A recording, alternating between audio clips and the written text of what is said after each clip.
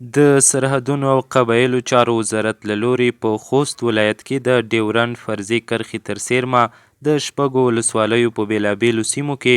د 38 پروژو چارې د 120 میلیونو افغانیو په ارزښت پیل شوې. د سرحدي څیړنو معین مولوي محمد اسماعیل غزنوي وویل چې دا پروژې د پاکو اوبو رسولو، زراعتي ځمکو خړوبولو، ښوونځیو، مدرسو، جوماتونو او سړکونو رغونو په برخه کې دي چې په 4 میاشتو کې به بشپړې شي. نن د خوست ولایت کې د موږ خوشبختانه د 38 پروژو چې په 120 میلیونه افغانۍ لګښت راځي او دا پروژې شامل دي د مکاتبو جوړول دي، د کانالونو جوړول، ابرساني دي، د مساجدو، د دینی مدارسو، نور خدمات پکې دي، د برق او داسې سهولتونه، مخابرات. هغه دا پروژې دا 38 پروژې په دغو برخو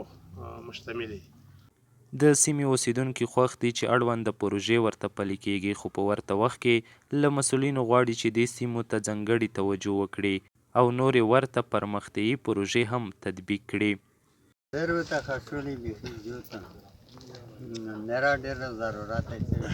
دا مځکې دې غونډې به خروبه کړي، یو یارې خروبه کړي، یعنې لکه ضرورت ډېر لري نرا حکومت نه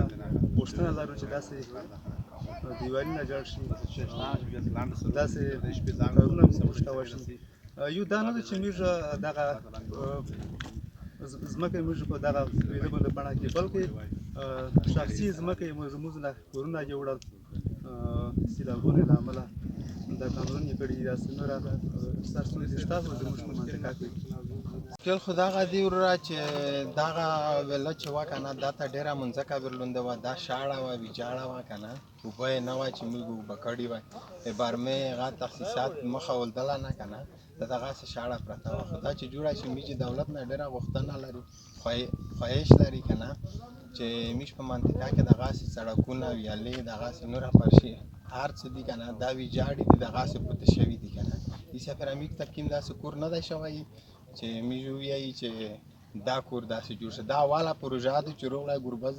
ولسوالۍ ته که نه دلته کور پرې روان شي. باید یاد کړو چې د همدې موخې لپاره د امیرالمؤمنین په هدایت ډیورنډ فرضي کرښې تر څیرمه 7 ولایتونو لپاره په بیلابیلو برخو کې 343 پروژې منظوري شوې چې له دې جملې څخه یې یوازې د خوست ولایت اړوند ګربزو، سپیرې، تڼیو، مرکزي، علیشیرو او ځاځي میدان ولسوالیو کې د 120 میلیونو افغانیو په ارزښت 38 پروژې عملي کیږي. د دې پروژو له لارې به زرګونو ځایي خلکو ته د کار موقعې برابره شي او د سرحدي سیمو آبادي او امنیت به ورسره پیاوړی شي.